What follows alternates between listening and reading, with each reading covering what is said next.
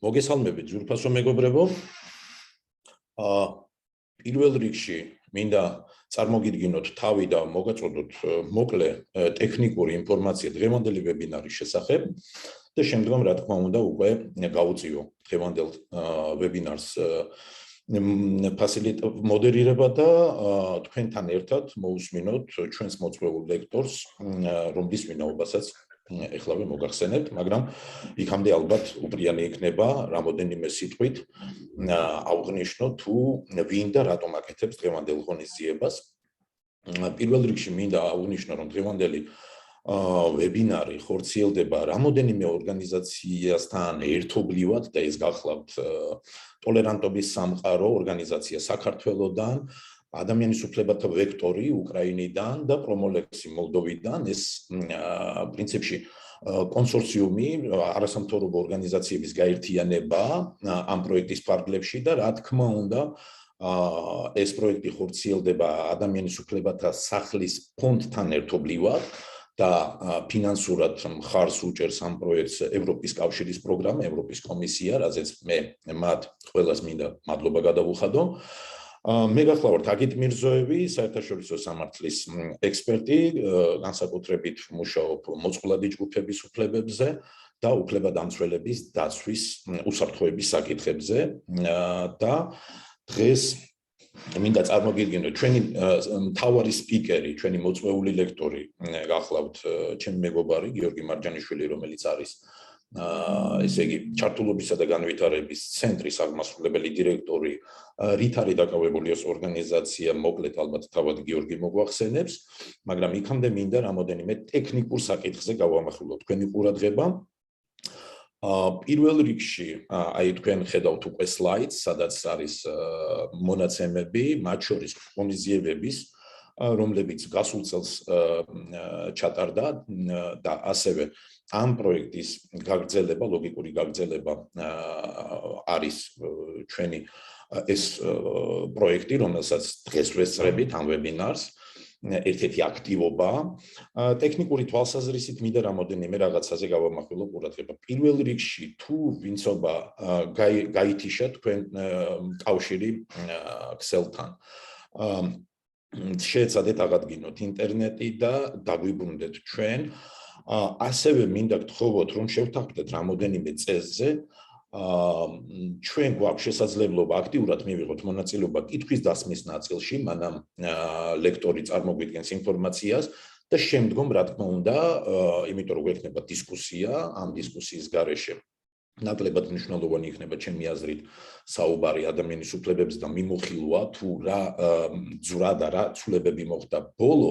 ერთი საუკუნის თითქმის მანძილზე საქართველოში, იმიტომ რომ გიორგი ზუსტად მოკლე, მაგრამ ძალიან საინტერესო მიმოხილვას გააკეთებს რიგ იმ მოვლენებზე, რომელმაც ძირეულად გავლენა მოახდინა ჩვენი მოქალაქეების თავისუფლებაზე, ადამიანის უფლებების კულტურის განვითარებაზე საქართველოში ზოგადად. და ამიტომაც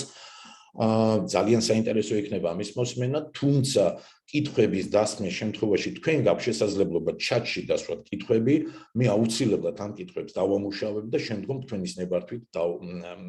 მივაწვდი და დავსვავ ჩვენი ლექტორის წინაშე. ასევე ძალიან მნიშვნელოვანია, რომ თუ თქვენ გაინტერესებთ სხვადასხვა ღონისძიებების შესახებ ინფორმაცია ამ პროექტის ფარგლებში, თქვენ გაქვთ შესაძლებლობა, თქვენ შეგიძლიათ შეუერთდეთ YouTube არხს, შეგიძლიათ ხელი მოაწეროთ, ესე იგი აი ამ არხზე, მით უმეტეს რომ ყველა მონაცემი, ყველა პროდუქტი, რომელსაც აწარმოებს ტოლერანტობის სამყარო, ვიდეო, აუდიო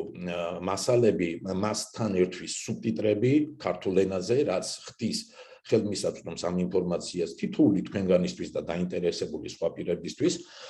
ასევე თქვენ შეგიძლიათ მომავალშიც მოაწეროთ ხელი და დროულად მიიღოთ ანონსი, ინფორმაცია სხვადასხვა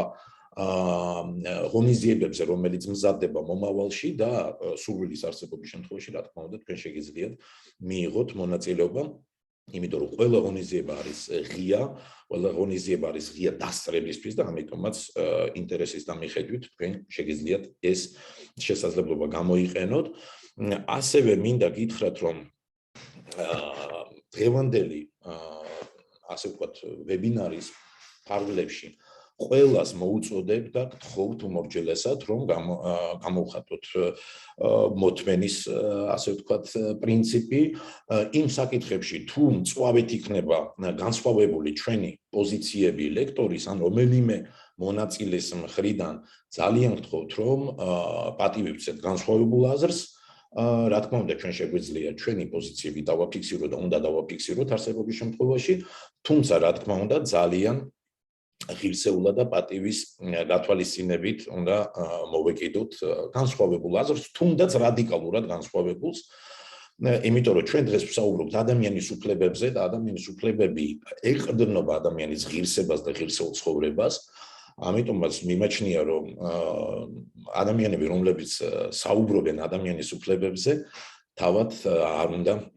ასე ვთქვათ, უხეშად მიმართავდნენ ერთმანეთს. მე დარწმუნებული ვარ, რომ იქნება დისკუსიაც. ბოლოს მე გიორგის ვთხოვ, რომ დაგვიტოვოს დრო კითხვა-პასუხებისათვის, იმიტომ რომ ეს მნიშვნელოვანი ნაწილია, სადაც მე შემოგიერთდებით, ოღონდ ძალიან გთხოვთ, თუ რომელიღაც კითხვაზე პასუხი ამომწურავი, სრულყოფილი ვერ მიიღეთ, გთხოვთ ასევე მოგწეროთ, მე ვკითხულობ თითოეულ თქვენ ჩატში, ასე ვთქვათ, მოწერილ ინფორმაციას და შევეცდები დროულად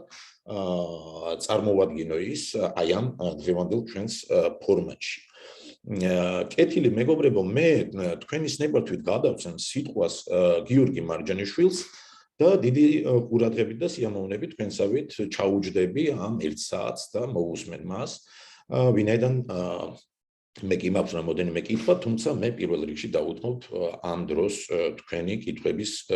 პასუხებს. მეგობრებო, დავიწყოთ თქვენის ნებართვით გადავცემ სიტყვას გიორგი მარჯანიშვილს. გიორგი, თქვენი ეს სივრცე გთხოვთ. მადლობა აგით. პირველ რიგში მადლობა მინდა გადაუხადო ორგანიზატორებს ამ საინტერესო ვებინარისთვის და საინტერესო თემისთვის, რომელშიც მომიწვიეს სპიკერად და ასევე ცოტაოდენ წარმოადგენ ჩემ თავს. მე ვარ გიორგი მარჯანიშვილი, ჩართულობის და განვითარების ცენტრის აღმასრულებელი დირექტორი. ჩვენი ორგანიზაცია 2012 წლიდან აქტიურად მონაწილეობს საქართველოს ყველა დონეზე ადამიანის უფლებების საკითხებზე მუშაობს, როგორც ეთნიკური უმცირესობების, ახალგაზრდების და ასე შემდეგ და როგორც აგიტმა წეგან ახსენა ჩვენი ერთ-ერთი ესეთი ძლიერი პროექტი და რომლითაც ვამაყობთ ჩვენ ყველანი ერთად, ეს არის უფლებადამცველების დაცვა, რომლითაც ჩვენ უკვე 6 წელია ვართ დაკავებულები. ძირითადად ეს ადამიანები, ვის უფლებებსაც ჩვენ ვიცავთ, უფლებადამცველებს გულისხმობ, ესენი არიან სხვადასხვა ქვეყნებიდან, ძირითადად ეს არის ცენტრალური აზია და პოსტსაბჭოთა ქვეყნებიდან წარმომადგენლები.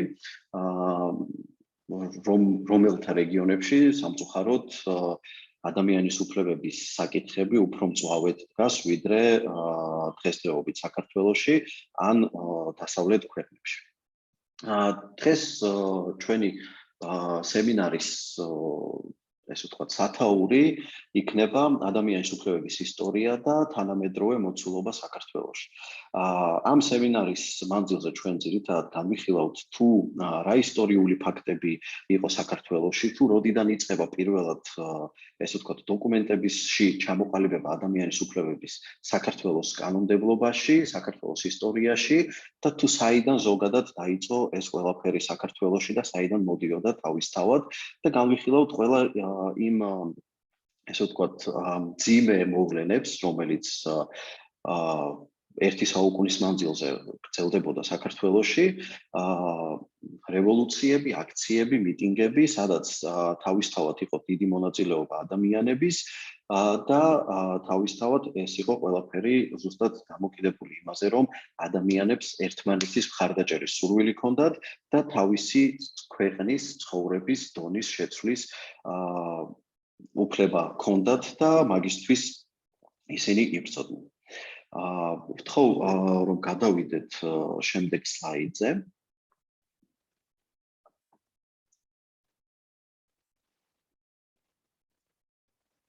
ესე ვთქვათ, საქართველოს ისტორიაში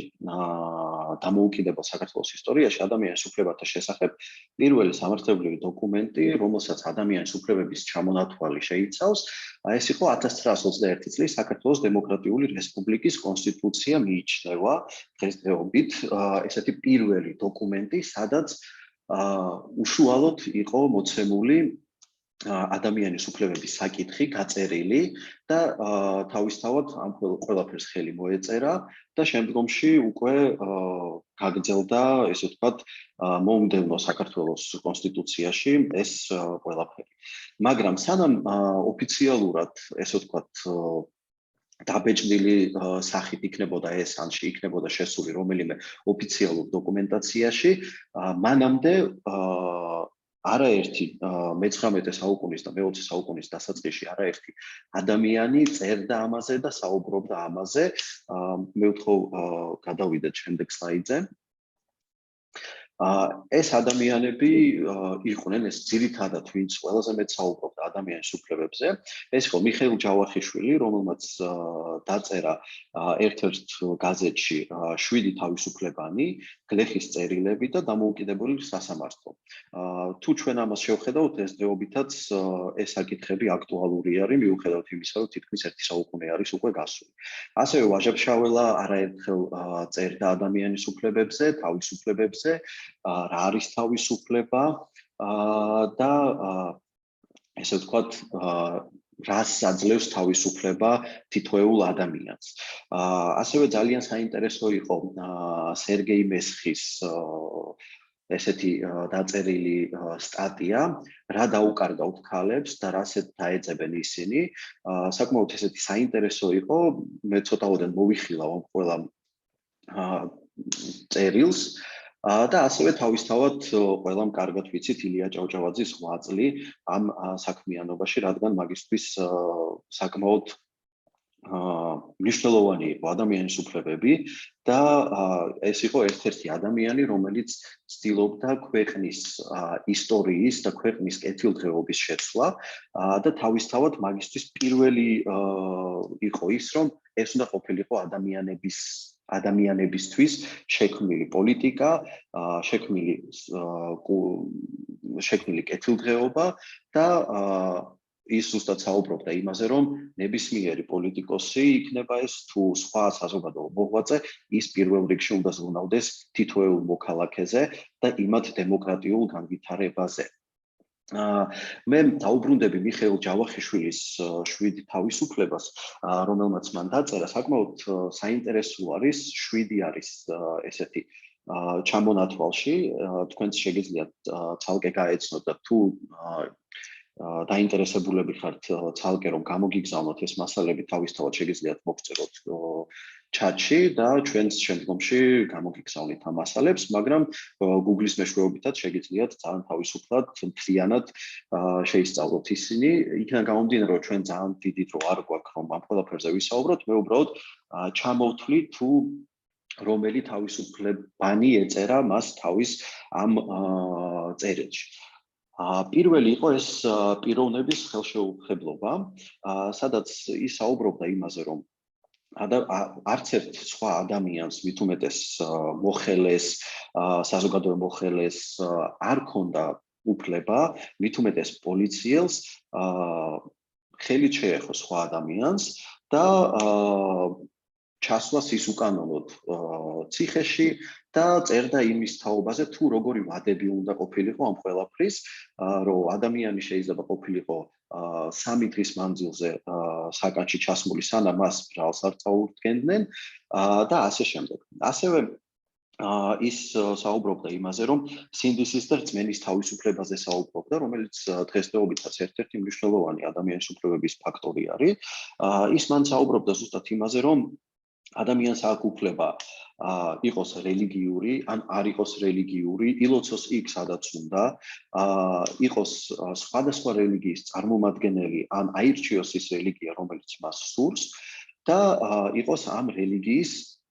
მიმდევარი, ან საერთოდ შეუძლია არც იყოს რელიგიური ადამიანი და საერთოდ არ ეხებოდეს რელიგიას და ეს არ უნდა იყოს გაკიცხული სხვა ადამიანების მიერ და მით უმეტეს სახელმწიფოს მიერ. მესამე და მეოთხე თავში ის საუბრობდა თავისუფლების სიტყვის და წერისადმი. ზუსტად ეს არის დღესდღეობით სიტყვის თავისუფლება, რასაც ის წერდა თავის წერილებში და თავისთავად ის საუბრობდა ზუსტად იმავეზე, რაც დღესდღეობით ხდება, როდესაც სიტყვის თავისუფლება არის ერთ-ერთი უძლიერესი ესეთი მექანიზმი და ყველა ჩვენთაგან სხვა სიტყვის თავისუფლება და შეგვიძლია ჩვენი აზრის, პირადი აზრის გამოვაჩინოთ ის, თუნდაც ეს იყოს სოციალური ქსელი, ან დაუბეჭდოთ, ან გავაგზავნოთ სხვა არხების მეშვეობით, გავაჟღეროთ. თავისთავად ეს მაშინაც იყო აქტუალური და არ არის ზუსტად მაგიტომაც მიხეილ ჯავახიშვილი ამ ყველაფერს დიდ ყურადღებას აქცევდა. ასევე იყო თავისუფლების კრების ნაწილი, რომელშიც ის საუბრობდა იმაზე, რომ ადამიანებს აქვთ უფლება, რომ თავისუფლად შეეძლოთ შეკრება, ანუ რასაც დღეს ჩვენ მანიფესტის თავისუფლებას ვეძახით. ამ ყველაფერზე ის წერდა, რომ ნებისმიერ ადამიანს დაწყებული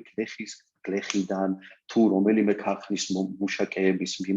მიერ შეეძლოთ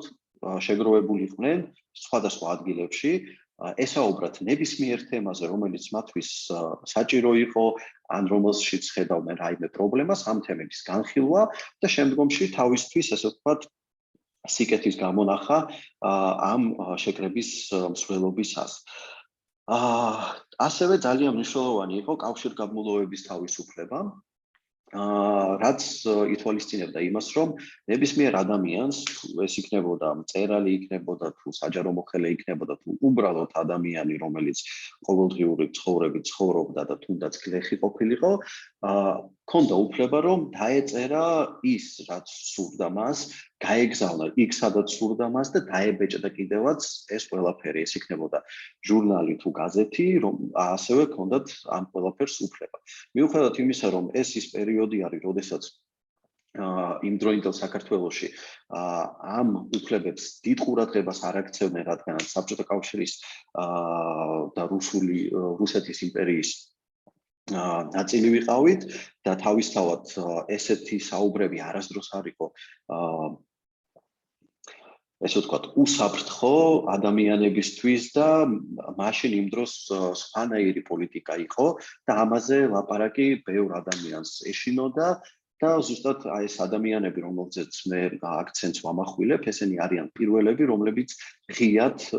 საუბრობდნენ ადამიანის უფლებებზე და იმ თავისუფლებებზე, რომელიც უნდა კონდეს მინიჭებული თითოეულ ადამიანს. ასევე რაც ძალიან აქტუალური იყო იმ დროისთვის და ნაკლებად ხდებოდა ეს იყო გაფიცვის თავისუფლება. თავისთავად ეს ძირითადად იყო მიმართული ადამიანებისთვის, რომლებიც მუშაობდნენ ქარხნებში, გლეხებზე, რომლებიც თავადებთან მუშაობდნენ და მათი უფლებები ირღვეოდა, ან თუნდაც თავს არ გრძნობდნენ კომფორტულად იმ სამუშაო ადგილს, ან გაუსაძლისი პირობები ჰქონდათ, მათ უნდა ჰქონოდათ მიხეილ ჯავახიშვილის სიტყვებით, უნდა ჰქონოდათ უფლება, რომ გაეფიცათ და ის საკითხები, რომელიც მათ აწუხებდათ, საზოგადოებაში ელაპარაკათ, გამოეტანათ საზოგადოებისთვის და შემდგომში ამ ყველაფრის მიღწევისას უნდა მოხდარიყო ამა თუ იმ პრობლემის გადაჭრა. ასევე ძალიან საინტერესო არის სერგეი მესხის, აქ ამ სლაიდზე წერია, რა დაუკარგავთ ქალებს და რას ეძებენ ისინი. იმ დროისთვის საკმაოდ საინტერესო გამოცემა იყო. მე ძალიან მოკლედ შევეცდები ძირითადი აზრის თქმას, თუ რაზე იყო საუბარი. ძირითადი საუბარი იყო იმაზე, რომ სერგეი მესხი ყურადღებას ამახვილებდა იმაზე, რომ ქალებსაც უნდა ქონოდათ უფლება ესწავლათ, მიიღოთ გადაწყვეტილება, ისინი უნდა ყოფილიყვნენ ასევე როგორც საჯარო მოხელეები და არ უნდა ყოფილიყვნენ მარტო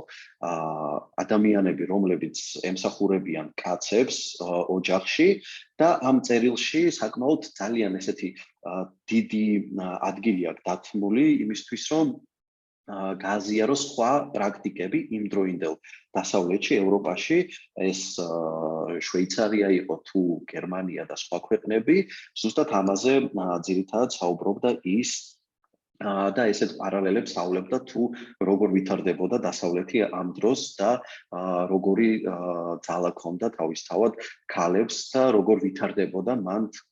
ქალთა მოძრაობები და ქალის უფლებების მოძრაობები. Ну, თავისთავად ილია ჭავჭავაძე ეს ადამიანი და პიროვნება იყო, რომელიც ცალსახად, როგორც მე უკვე ვახსენე და შეგვიძლია შემდეგ სლაიდზე გადავიდეთ და მისი სიტყვები წავიკითხოთ, ჩვენი საქმეა საქართველოს ხალხის ცხოვრება, მისი გაუმჯობესება, ჩვენი პირველი და უკანასკნელი სურვილი. ეს იყო, ესე ვთქვათ, ამ ადამიანის მთავარი დევიზი, რომლითაც ის ცდილობდა ქვეყნის კეთილდღეობის შექმნას და თავისთავად ზუსტად აი ამ სიტყვებში ჩანს, რომ ქვეყნის კეთილდღეობა იწყება არა უბრალოდ რაღაცა ადამიანების ჯგუფის მიერ, არამედ თითოეული მოქალაქის და ჩვენ ყველამ კარგად ვიცით თუ როგორი წვლილი აქვს შეტანილი ილია ჭავჭავაძეს დასავლეთთან მოლაპარაკებებში და დემოკრატიული ღირებულებების შემოტანას საქართველოში და ამ ყველაფერზე ის ყოველთვის ხმამაღლა საუბრობდა და შემდგომში უკვე ყველამ კარგად ვიცით რომ ილია ჭავჭავაძის საზოგადოებაც შეიქმნა, რომელიც წლების მანძილზე ატარებდა მის დანატოვარს და მის იდეებს და ყოველდღიურად ესე ვთქვათ და წლების მანძილზე ცდილობდნენ რომ ეს ყველაფერი მათ გაეზიარებინა თავისი მოქალაქეებისთვის და უფრო მდგრადი სახელმწიფო შეექმნათ, რომლის ძირითადი მიზანი და ამოცანა უნდა ყოფილიყო ადამიანი და მისი კეთილდღეობა. მე ვთხოვ რომ გადავიდეთ შემდეგ სლაიდზე. ზუსტად ამ პერიოდში 1918 წელს და 1921 წელს ყალიბდება პირველი საქართველოს რესპუბლიკა და როგორც მე უკვე წინაზე ვთქვი, რომ პირველი დოკუმენტი, ესე ვთქვათ, სადაც უკვე ოფიციალურად არის წარმოდგენილი ადამიანის უფლებების ჩამონათვალი, ეს არის 1921 წლის საქართველოს დემოკრატიული რესპუბლიკის კონსტიტუცია, რომელიც საკმაოდ ძალიან საინტერესო იყო და დღესდღეობითაც აღიარებული არის ერთ-ერთი, ესე ვთქვათ, საუკეთესო კონსტიტუციებად, რადგანაც ძალიან კარგად იყო ჩამოყალიბებული. მე ხალხო შემდეგ სლაიდზე გადავიდეთ, რომ ის ძირითადი საკითხები, რომელსაც შეეხეს ამ დოკუმენტში, ეს იყო პირველ რიგში მოქალაქეთა კანონის წინაშე თანასწორობა. აქ იგულისხმება ის, რომ ყველა ადამიანი არის თანასწორი კანონის წინაშე. გენდერული თანასწორობა, რაზეც წინაზე მე ვისაუბრე უკვე, რომ საქართველოში იყო ის პრობლემა, რომ ქალთა ჩართულობა იყო ნაკლები პოლიტიკურ პროცესებში და არა მარტო პოლიტიკურ პროცესებში. პიროვნების ხელშეუხებლობა, ანუ პირის დაკავების შესაძლებლობა სასამართლოს ან სხვა უფლებამოსილი ორგანოს გადაწყვეტის გარეშე. ეს ნიშნავს იმას, რომ არც ერთ ადამიანს, ეს იქნება პოლიციელი, იქნება თუ რომელიმე ორგანოს წარმომადგენელი, არ ქონდა უფლება ადამიანი გარკვეული ბრალდების გარეშე და სასამართლოს გარეშე ჩაესვათ ციხეში. რწმენის და გამოხატვის თავისუფლება, ეს არის ერთ-ერთი უმთავრესი ადამიანის უფლება და რომელზეც საუბრობდნენ არაერთი ადამიანი მანამდე სანამ ჩამოყალიბდებოდა ეს კონსტიტუცია, რელიგიის თავისუფლება და თავისთავად შეკრების და მანიფესტების თავისუფლება. აქვე მინდა აღვნიშნო, რომ რატო არის ეს დოკუმენტი საკმაოდ საინტერესო და რატო არის ესე ვთქვათ, აღიარებული ერთ-ერთ საუკეთესო დოკუმენტად, კონსტიტუციურ დოკუმენტად, რადგან აქ ამ დოკუმენტში იყო მოხსენიებული ის, რომ მე-16 მუხლში იყო მოხსენიებული ის, რომ საქართველოს რესპუბლიკა იყო სეკულარული მმართველობის რესპუბლიკა, ანუ ეს იმას ნიშნავდა, რომ გრძალავდა ეკლესიის პირდაპირ დაფინანსება სახელმწიფოს თვითმმართველობის ხარჯებიდან და ასევე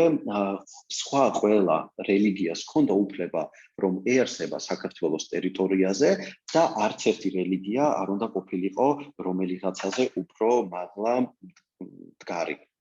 ანუ ეს იმას ნიშნავდა, რომ ყველა იმ რელიგიის წარმომადგენელი, რომელიც იმყოფებოდა საქართველოში და იყო ამა თუ იმ რელიგიის მორწმუნე, ჰქონდათ უფლება და ამ რელიგიურ ჩამოყალიბებებს ჰქონდათ უფლება, რომ იარსებათ ერთ დონეზე და არ უნდა ყოფილიყო მათში განსხვავება თუ რომელი არის მთავარი რელიგია და ასე შემდეგ. ანუ ამაზე იყო საუბარი და ეს ესე ვთქვათ, კიდევ ერთხელ გავამეორებ იმას, რომ ეს კონსტიტუცია იყო ერთ-ერთი საუკეთესო თავისი, ესე ვთქვათ, ჩანაწერებით, რომელიც იყო მანდ და ერთ-ერთი საუკეთესო ადამიანის უფლებების კუთხით, რომელიც ძალიან ფართოდ იყო გაშიფრული და ძირითადი ადამიანის უფლებები იყო თავისთავად ამ მუხში მოქცეული. სამწუხაროდ ამ კონსტიტუციამ ძალიან ცოტა ხანი, ესე ვთქვათ, იცოცხლა, სულ 4 დღე, რადგან მისი მიღებიდან 4 დღის შემდეგ 25 თებერვალს წითელმა არმიამ თბილისი დაიკავა და ისევ ესე ვთქვათ დაიპყრო საქართველო და ისევ დაიწყო რუსული იმპერიის მმართველობა საქართველოში, რამაც განაპირობა ის, რომ ისევ და ისევ საქართველო იყო ოკუპირებული და ესე ვთქვათ 1990 წლამდე საქართველო იმყოფებოდა საბჭოთა კავშირის კონსტიტუციის სხვადასხვა კონსტიტუციებში ჩამოყალიბებული და ამ კონსტიტუციებს უკვე ისინი იღებდნენ. დღესდღეობით აქვე დავამატებ, მაგრამ მაგაზე საუბარიც გვექნება შემდგომში. ამჟამად საქართველოს უზენაესი კანონით საქართველოს კონსტიტუცია არის 1995 წლის 24 აგვისტოს კონსტიტუცია, რომლითაც დღესდღეობითაც ჩვენი სახელმწიფო ხელმძღვანელობს ამ ყველაფერს. ვთხოვ, რომ გადავიდეთ შემდეგ სლაიდზე.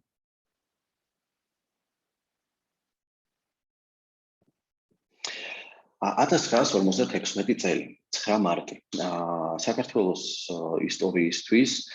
ეს არის ძალიან რთული პერიოდი და ესე ვთქვათ, ერთ-ერთი ყველაზე ძლიერი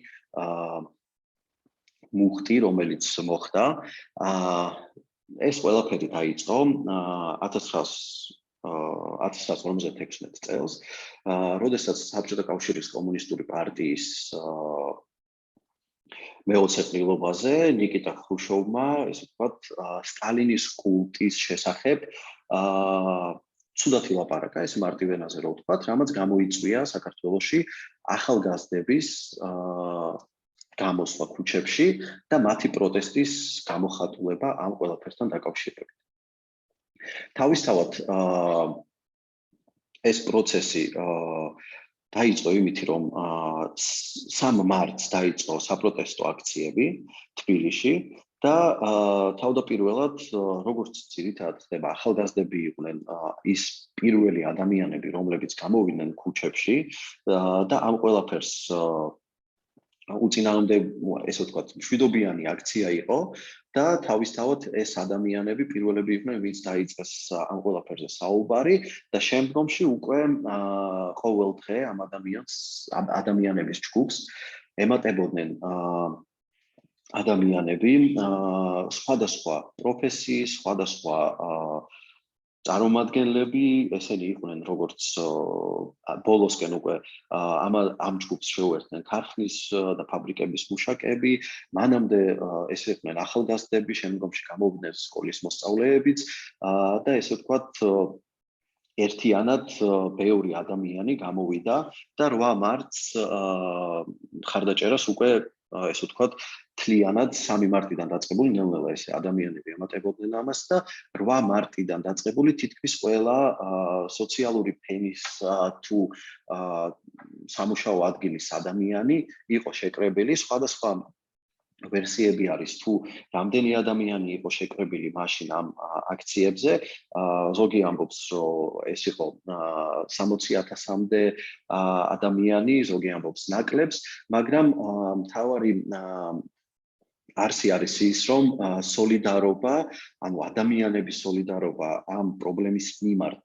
იყო ძალიან დიდი და ამან გამოიწვია ის, რომ ადამიანების დიდი მასა იყო გამოსული და ისინი თავისთავად მოითხოვდნენ, აქვეც ხაზი უნდა გაუსვათ იმას, რომ მშვიდობიანად მოითხოვდნენ იმას ნიკიტა ხრუშოვის სიტყვების წინააღმდეგ მოთხოვნებს და ასევე აქ იყო შემდგომში უკვე ესე ვთქვათ პირველი მესიჯები დღევანდელი ესე ვთქვათ სიტყვა რო გამოვიყენოთ, პირველი მესიჯები იმისთვის, რომ საქართველოს უნდა ყოფილიყო დამოუკიდებელი რესპუბლიკა და იმას მარტო უნდა ესე ვთქვათ ეზრუნა თავის მომავალზე და თავის კეთილდღეობაზე. რატო არის ეს მოვლენა საქართველოს ისტორიაში ძალიან მნიშვნელოვანი, იმიტომ რომ ესე ვთქვათ, ეს იყო პირველი მომენტი, როდესაც ადამიანებმა ერთად შეძლეს თავისი სიტყვის თავისუფლების აღიარება გამოსვლა ქუჩებში და წინააღმდეგობა გაეწია იმ ფაქტების, რომელიც მას არ მოწონდა. ასევე აქ სამწუხაროდ ეს ამბავი მოხდა ტრაგიკული, რადგან 8 მარტს უკვე ხრუშოვის ხელისუფლება არ იყო კმაყოფილი იმით, თუ რა ხდებოდა თბილისის ქუჩებში და 9 მარტს დაიწყო ზუსტად ამ ადამიანების დარბევა და ეს იყო ერთ-ერთი დღესდღეობითაც არ არის ცნობილი ზუსტი ციფრი, თუ რამდენი ადამიანი იყო დაშავებული, მაგრამ ესე ვთქვათ, ძალიან სისასტიკით მოეპყნენ ადამიანებს, რადგანაც შეუშვეს ჯარი, რომელმაც პირდაპირ ძალის გამოყენებით დაიწყო ამ ადამიანების დარბევა და 150-ზე მეტი ადამიანი იყო მოკლული ამ აქციების შედეგად და ძალიან და კიდევ უამრავი ადამიანი იყო დაშავებული, დასახიჩრებული და დღემდე უცნობი არის ამ ადამიანების ბედი, თუ რამდენი იყო დაშავებული, როგორ დაშავდნენ, რა გარემოებაში იყვნენ დაშავებულები და თავისთავად ეს ყველაფერი მიუთითებს იმაზე, რომ ეს იყო ესე ვთქვათ პირველი საქართველოში მასშტაბური გამოსვლა ქუჩებში და მიუხედავად იმისა, რომ ეს ყველაფერი ხდებოდა მშვიდობიანი ფარგლებში, სამწუხაროდ მაშინ იმდროინდელმა საბჭოთა კავშირის მმართველებს ეს არ მოეწონა და მაგიტომ გადაწყვიტეს ესე საჯაროდ ძალის გამოყენება და ამითი ეჩვენებინათ თავისი ძალა ადამიანების მიმართ, ანუ ისევ დაშინებას უბრუნდებით, რომელსაც საბჭოთა კავშირი ხშირად იყენებდა. ვთხოვ შემდეგ სლაიდზე გადავიდეთ. მომდევნო პერიოდები 1970 წელი და 1980 წელი ეს არის დისიდენტური მოძრაობა საქართველოში, როდესაც უკვე ყალიბდება დისიდენტური მოძრაობა და პირველი ესეთი დისიდენტური მოძრაობა, რომელიც შემდგომშიც ოფიციალურად დაარსდა, ეს არის ჰელსინკის კავშირი ადამიანის უფლებათა დაცვისთვის. ეს არის საერთაშორისო ორგანიზაცია, რომელიც თავის ირგვლივ აერთიანებდა ყველა იმ ადამიანს, რომელსაც თავისუფლებით მოტივირებულები იყვნენ, სურდათ თავის ქვეყანაში შეეცვალათ დამოკიდებულება ადამიანების მიმართ, შეეცვალათ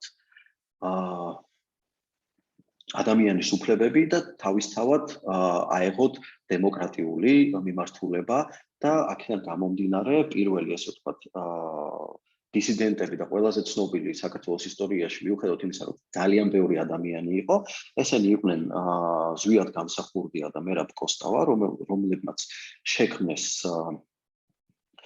ეს ორგანიზაცია დააარსეს და ასევე როგორც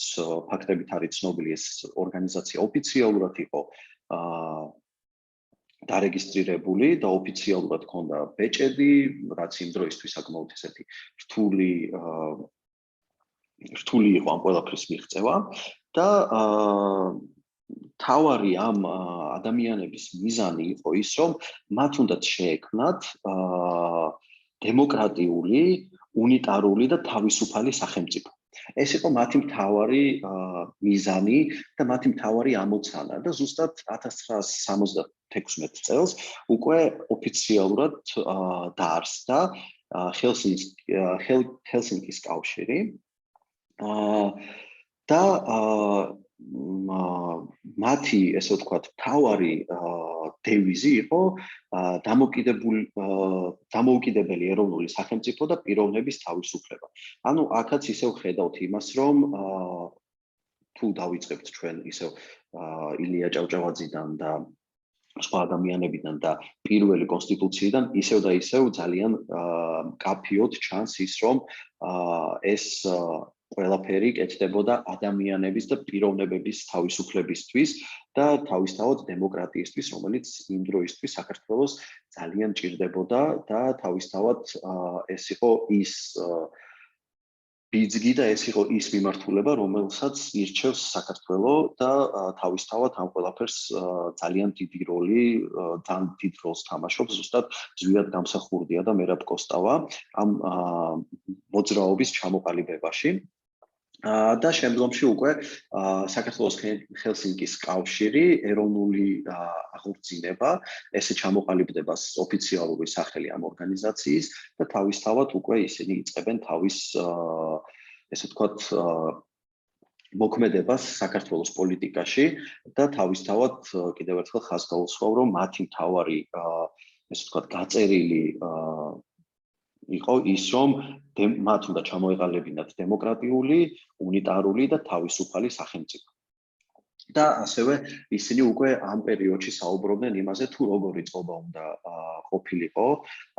რა კავშირები უნდა ქონოდათ მათ დასავლეთთან, ევროპასთან და დემოკრატიულ ქვეყნებთან და ასევე ისინი უკვე საუბრობდნენ იმაზე, თუ როგორი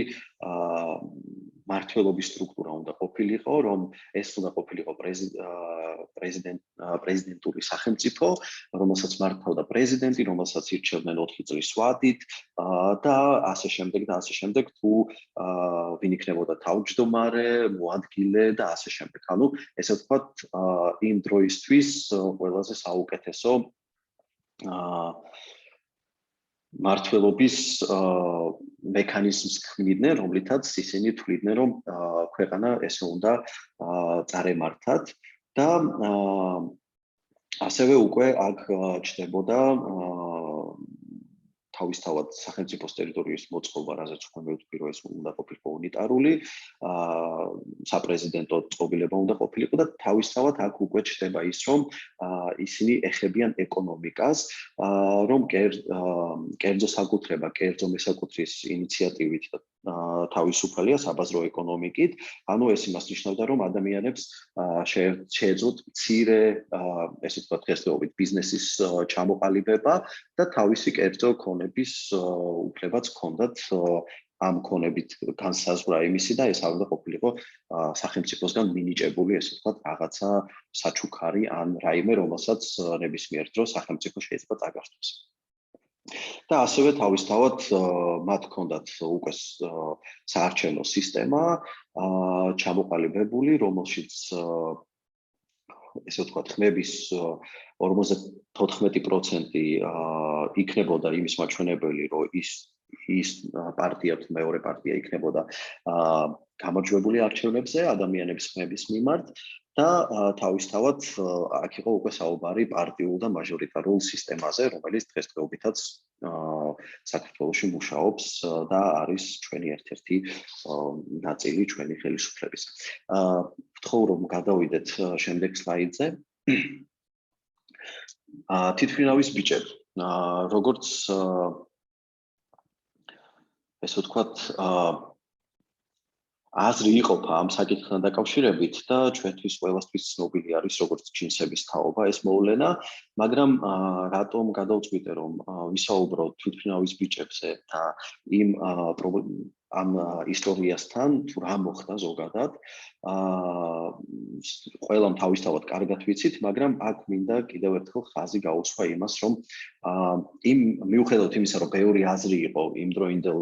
საქართველოში და ელიტარულ სივრცეებში და მიუხედავად იმისა, რომ ამ თაობას და ამ ბიჭებს ეძახდნენ სვეტსკი თაობას საზოგადოებაში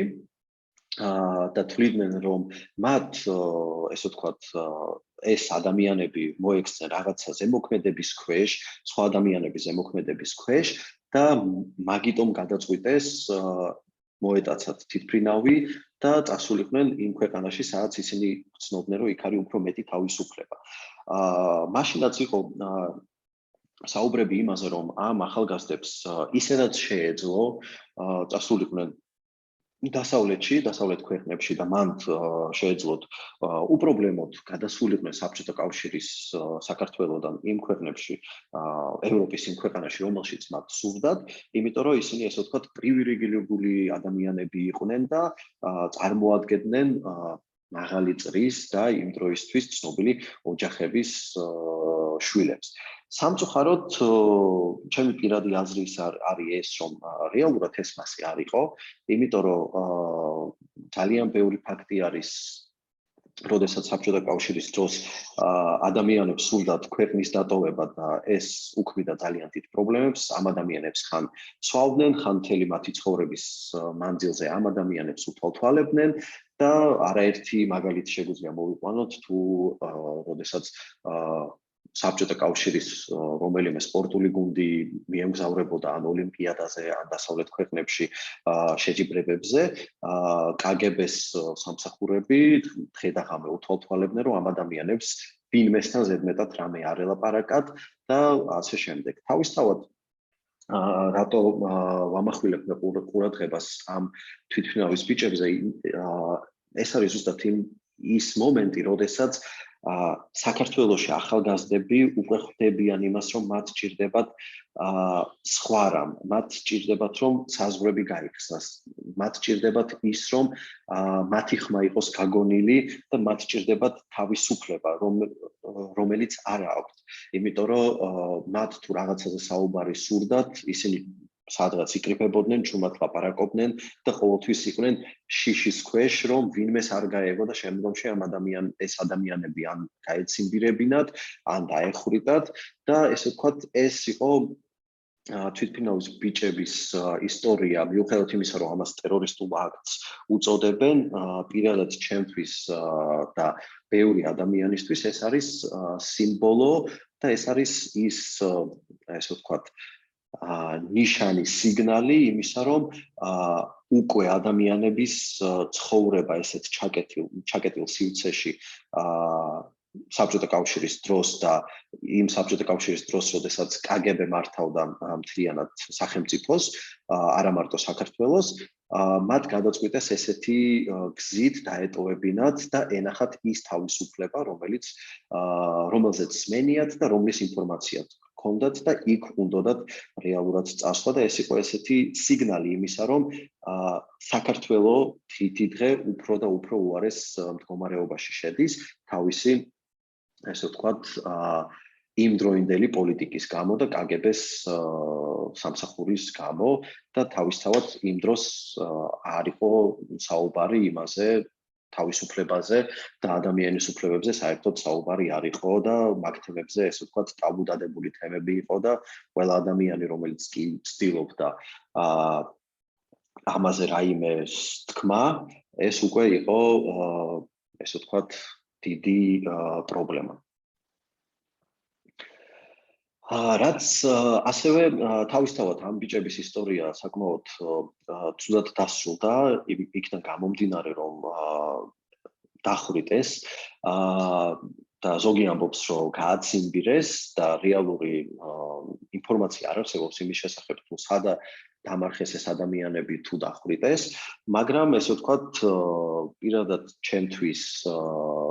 არის ეს, ესე ვთქვათ, თავისუფლების სიმბოლო ამ ბიჭების გადაწყვეტილება და ეს იყო ზუსტად აი სიგნალი, რომელიც უკვე მიუთითა ადამიანებს, რომ რეალურად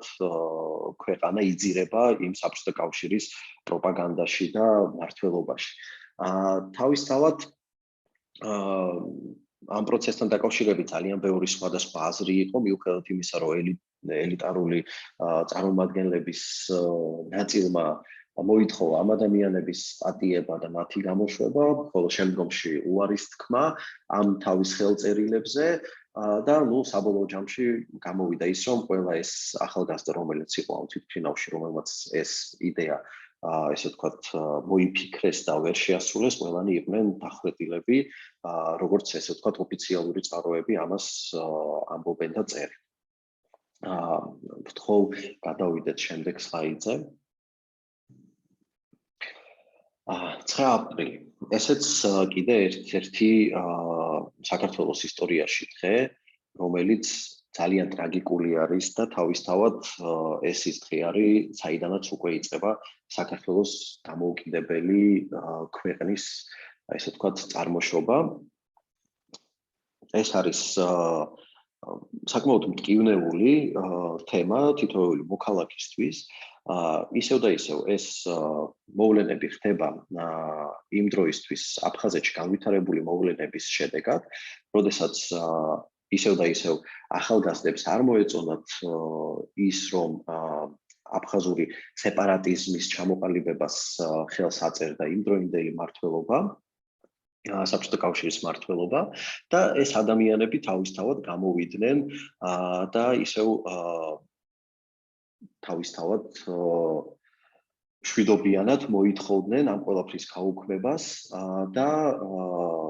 როგორც ვიცით, ეს აქცია სულ რაღაც გრძელდებოდა 5 დღე, ანუ 4 აპრილს დაიწყო ეს აქცია და 9 აპრილს ისევ და ისევ რუსეთის ჯარებმა სასტიკად გაუსწორდნენ ადამიანებს, გამოიყენეს მხუთავი აირი, ნიჩბები, ტანკები და ეს იყო შედეგი იმისა, რომ ამ 5 დღის მანძილზე, როდესაც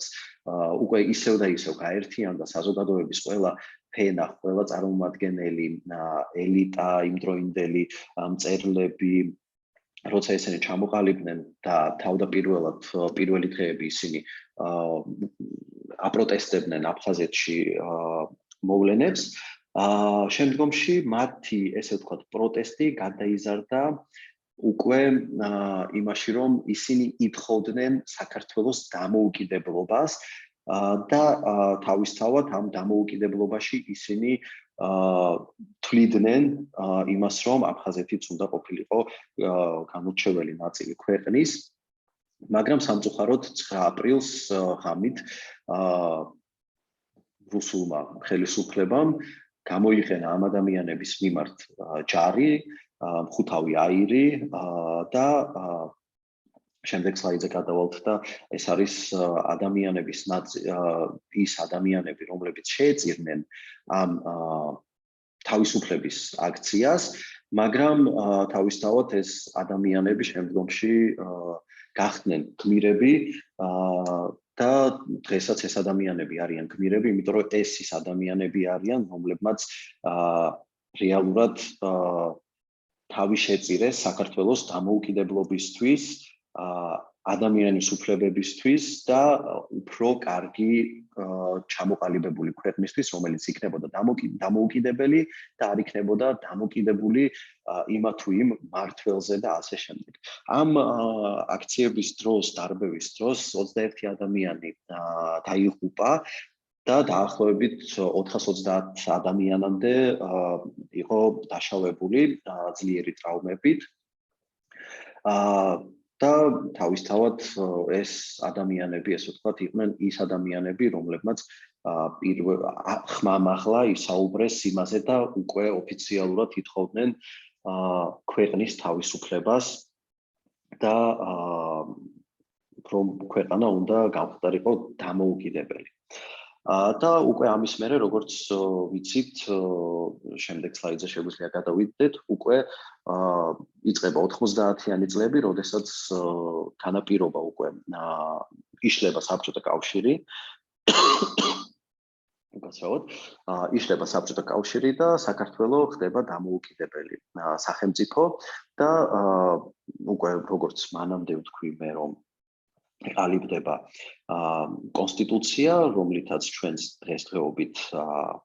ხელმძღვანელობთ, ეს არის 1995 წლის 24 აგვისტოს კონსტიტუცია, რომელშიც ასევე არის მოხსენიებული უფლები ადამიანის უფლებების შესახებ, სადაც არის ჩანაწერები ეკონომიკურ თავისუფლებაზე, სოციალურ და სამართლებრივ თავისუფლებაზე და თავისთავად აღიარებს ამაშივე ადამიანის უფლებებს და ესე ვთქვათ, არაერთი ჩანაწერი არის, ეგ მეოთხე მუხლის თანახმად არის ეს ჩანაწერები გაკეთებული. აქ თავისთავად არის საუბარი იმაზე, რომ ადამიანს პირველ რიგში სახელმწიფო უნდა უზრუნველყოს თითოეული ადამიანის კეთილდღეობა, რომ ადამიანი დაბადებიდან თავისუფალი არის და თანასწორი არის, ესეც არის, რა თქმა უნდა, ჩაწერილი და ასევე მეათე მუხლი არის ადამიანის სიცოცხლის ხელშეუხებლობაზე მთლიანად მიწყვლილი და თავისთავად რომ ეს არის, ესე ვთქვათ, კონსტიტუციით ადამიანი არის დაცული და კონსტიტუციის ფარგლებში უნდა მოხდეს ყველა ამ ადამიანის უფლებების, ესე ვთქვათ, მექანიზმი, რომელიც მისცემს უფლებას თითოეულ ადამიანს იყოს თავისუფალი და დამოუკიდებელი, ეს არის ზუსტად კონსტიტუცია, რომელშიც ეს ყველაფერი არის გაწერილი. უბრალოდ მე არ დავკარგავ დროს იმისთვის, რომ ეს სუმთლიანად წავიკითხო, რადგან ძალიან დიდი ნაწილი არის ეს და მე ვფიქრობ, რომ ჯობია უფრო მეტი დრო დავტოვოთ კითხვა-პასუხისთვის და აქვე კიდე უკვე დავამატებ, რომ საბჭოთა კავშირის დანგრევის შემდგომ და იმის მერე, როდესაც ყალიბდება საქართველოს დამოუკიდებელი სახელმწიფო, უკვე ნელ-ნელა, ესე ვთქვათ, საქართველოში ჩნდება მსოფლიო ადამიანის უფლებების მოძრაობები. ისინი შედიან საქართველოში, ესე ვთქვათ, და ცდილობენ უკვე თავისი პრაქტიკის შემოტანა საქართველოში და ადამიანის უფლებების ამაღლება ამა თუ იმ ასპექტში, ეს იქნება ეთნიკური უმცირესობები იქნება, ეს იქნება სოციალურად დაუცველი ადამიანები თუ ქალთა უფლებები, თავისთავად ეს უკვე ყალიბდება და მაგრამ ამ ყველაფრის, ესე ვთქვათ, საფუძველი ზუსტად იყო ის, რომ მე-19 საუკუნის შუაში და მე-20 საუკუნის დასაწყისში უკვე არაერთი ადამიანი ამაზე საუბრობდა. თუნდაც ის მომენტი, როდესაც ყალიბდება ჰელსინკის კავშირი საქართველოში, ესეც იმას მიუთითებდა, რომ ეს ის ქვეყანა არის, რომელსაც უნდა თავისუფლება, უნდა იყოს დამოუკიდებელი და უნდა შექმნას ის მექანიზმები, რომლებიც იქნება ორიენტირებული ადამიანზე და ადამიანის კეთილდღეობაზე. და უკვე ამ პერიოდში 1990 წლებიდან დღემდე არის არაერთი საერთაშორისო ორგანიზაცია, რომელიც მუშაობს ადამიანის უფლებებზე, იქმნება ასევე უკვე ადგილობრივი ორგანიზაციები, არასამთავრობო ორგანიზაციები, რომლებიც ასევე საუბრობენ ადამიანის უფლებების სხვადასხვა ასპექტზე, ეს იქნება ეთნიკური უმცირესობები, ბავშვების უფლებები, ქალთა უფლებები, თუ რაიმე სხვა უფლებები, რომელიც უნდა განვითარებულიყო ჩვენს სახელმწიფოში. და თავისთავად უკვე აქ იქმნება ის, რომ ხალხი იაზრებს იმას, რომ ერთად ისინი უნდა შექმნან უკეთესი მომავალი და თავისთავად უკვე აქ ცალსახად ჩანს ის, რომ საქართველოს უნდა იყოს დასავლური მიმართულება, სადაც ადამიანის პატივისცემა უპირველეს ყოვლისა არის უმაღლეს დონეზე და თავისთავად ეს არის ის, რომ ხალხი ხვდება, რომ ძალა არის ერთობაში, რადგანაც ყველა ამ მოვლენამ, რომელიც მე ჩამოვაყალიბე თქვი დღეს ამ 1 საათის მანძილზე ვისაუბრე, ზუსტად ეს ყველა ის მოვლენა არის, რომელიც ხაზს უსვამდა იმას, რომ ძალა არის ერთობაში და ის, რომ ადამიანებს აქვთ უფლება იყვნენ თავისუფლები და გადაწყვიტონ ისე, როგორც მათ სურს. ამით მე დავამთავრებ პრეზენტაციას პირველ რიგში მადლობა ყურადღებისთვის და სათვალ უპასუხოთ თქვენ კითხვებს და ასევე ესე ვთქვათ ჩვენი დისკუსიის ფარგლებში ვისაუბროთ იმაზე თუ რა არის რა კითხვები დაგიჩნდათ ან კიდე თუ რაიმე მეტი პასუხი გჭირდებათ იმაზე რაც ვისაუბრე ამ უფრო დეტალური აღწერა ამ ყველაფრის. დიდი მადლობა გიორგი, ჩვენ გვაქვს რამოდენიმე კითხვა მონაწილეებისაგან, მე ვხედავ მარიამის აწეულ ხელს და თანმიმდევრულად შევეცდები, ესე იგი წავიყვანო ეს ნაწილი. პირველ რიგში მე ალბათ თქვენის ნებართვით გავაჟღერებ იმ კითხვებს, რომელიც უკვე დაისვა ჩატში, ჩვენს ფანჯარაში. შემდგომ, რა თქმა უნდა, ცოცხალ, ასე ვთქვათ, ფორმატში მივცემ შესაძლებლობას, რომ მარიამაც დასვას და არა მხოლოდ მარიამა, ყველას, ვისაც აქვს კითხვები, რომ დასვან ეს კითხვები და მიიღონ პასუხი. და რაც მთავარია შევეცადოთ არ გავმართოთ მაინც და მაინც ხარი დისკუსია, არამედ დავაფიქსიროთ საკუთარი პოზიციები, ან ზუსტობები, ან რასაც ჩვენ ვეთანხმებით, ან არა. კითხვები კი ჟღერ შემდეგნაირად, ყოველ შემთხვევაში ამ წუთისთვის რაც არის დაგროვილი, მეგობრებო, ეს არის პირველი უნგრეთთან დაკავშირებით 56 წელს მომხდარი ტრაგედიასთან დაკავშირებით, თუ რა პარალელები არის საქართველოსა და უნგრეთს შორის აი ამ ნაწილში, როდესაც ორივე შემთხვევაში ფაქტობრივად ორივე ქვეყნის მიმართ საბჭო რუსეთს ჰქონდა საბჭოთა კავშირს მოგადიეთ ჰქონდა საკუთარი ხედვები, ის ყოველთ ეწინააღმდეგებოდა რაიმე განსხვავებულ პოზიციას თავისთავად და მე არ მივცემ თავისუფლებას პასუხების გასაცემად, თუმცა აქვე ვისარგებლებ მოდერატორის უფლებით და ვიტყვი, რომ ამ ორ ქვეყანას აკავშირებს საბჭოთა კავშირის საერთო წარსული, ყოველ შემთხვევაში სოციალისტური, შეიძლება კავშირის შემადგენლობაში რესპუბლიკა არ იყო, მაგრამ ის იყო საბჭოთა კავშირის დაქვემდებარებაში, სხვადასხვა ფორმით. ეს იყო ერთი კითხვა, მეორე კითხვა ჟღერდა შემდეგნაირად, რომ არა საგარეო ფაქტორები მიგაჩნიათ თუ არა, რომ საქართველოს დღეს ექნებოდა სრულუფლებიანი საქართველო იქნებოდა სრულუფლებიანი ევროპული ოჯახის წევრი. აქვე მინდა ხაზგასმით აღვნიშნო, რომ რა თქმა უნდა, სულისკვეთება და მისწრაფება ჩვენ ქვეყანას გააჩნია და არაერთხელ ჩვენ ეს დავაფიქსირეთ, ჩვენი ევროპული გზა, თუმცა ჩვენ ჯერ არ ვართ სამწუხაროდ ფორმალური თვალსაზრისით და არაფორმალური თვალსაზრისით სრულუფლებიანი წევრები და ზუსტად ახლა მიმდინარეობს ეს ასე ვთქვათ პროცესები, როდესაც ჩვენი სტატუსის მიღება არ მიღებასთან დაკავშირებით არის ძალიან სერიოზული მღელვარება და აი საგარეო ფაქტორებზე როდესაც ვსაუბრობ, მე მინდა ვთქვა, რომ არა მხოლოდ საგარეო ფაქტორი არის მნიშვნელოვანი ქვეყნის ასე ვთქვათ პოლიტიკურ მხარდაჭერის კუთხით, არამედ შიდა პოლიტიკა არის ერთგვარი სარკე, იმიტომ რომ ერთია, როდესაც ქვეყანა იღებს ვალდებულება საერთაშორისო ასპარეზზე და მეორე არის როგორ ახორციელებს ის და ასრულებს საშინაო დავალებას და ეს საშინაო დავალება არის ასევე ამ ინტეგრაციის გზაზე ძალზედ მნიშვნელოვანი ინდიკატორი თუ როგორ რამდენად ასე ვთქვათ კეთილსინდისიერად ქვეყანა ასრულებს ამ თუ იმ ვალდებულებას, ამიტომაც შეფასებებისგან მე თავს შევიკავებ დღევანდელი ხელისუფლებისა, თუმცა თუ ამაზე საუბარი იქნება დავაფიქსიროთ ეს საკითხი. ეს ორი კითხვა იყო ტექნიკური საკითხი და ამაზე ჩვენ ბოლოს ვუპასუხებთ სერტიფიკატს რაც ეხება და თქვენის ნებართვით გიორგი უპასუხეთ აი ამ კითხვებს თუ შესაძლებელია და შემდგომ უკვე გადავცეთ სიტყვა მარიამს, რომელიც დასვამს კითხვას და ანი გოგოხია და კიდე არის ნათია რობაქიძე, რომელიც ასევე მზად არიან ხელაწეულები და გელოდებიან. ესე იგი დიდი მადლობა აგით. მადლობა ამ კითხვებისთვის. თავისთავად დავიწყებთ პირველი კითხვით, რომელიც უნგრეთს უნგრეთს ეხება. პარალელი არის ჩვენთვის ერთი და ცალსახა. ეს იყო საბჭოთა კავშირის მიერ ნადირობა განსხვავებულ აზრზე და საერთო ხედვების ადამიანებზე და თავისთავად ისინი ცდილობდნენ, რომ ეს აზრები არ გამოსულიყო საზოგადოებაში, არ აეღოთ ძალა და არ ესე ვთქვათ